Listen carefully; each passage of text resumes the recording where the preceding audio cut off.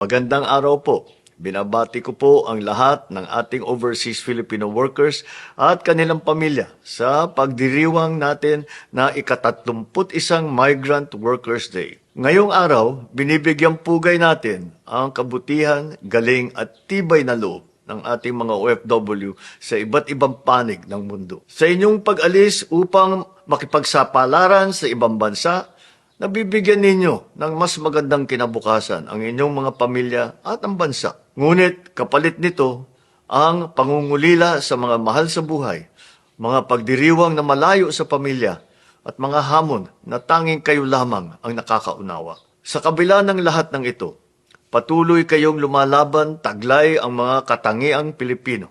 Masipag, maaasahan, mapagmalasakit at matatag sa anumang pagsubok na dala ng buhay.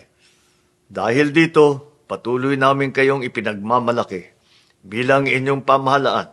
Muli namin ipinagtitibay ang aming pangako na ipaglaban ang inyong mga karapatan, pangalagaan ang inyong kapakanan, at palawakin ang suporta para sa inyo at sa inyong mga pamilya. Tinitiyak natin na may maaasahan kayong tulong kapag kailangan.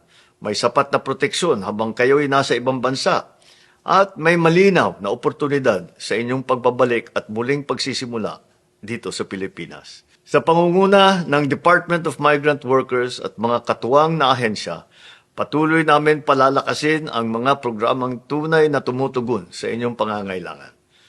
Sa bawat Pilipinong manggagawa sa ibayong dagat, maraming salamat.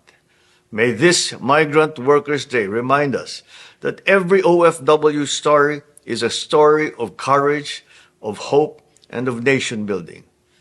Sama-sama nating itaguyod ang isang bagong Pilipinas kung saan ang bawat manggagawang Pilipino, saan mang panig ng mundo naroon, ay protektado, may oportunidad at may dangal. Mabuhay ang ating mga OFW!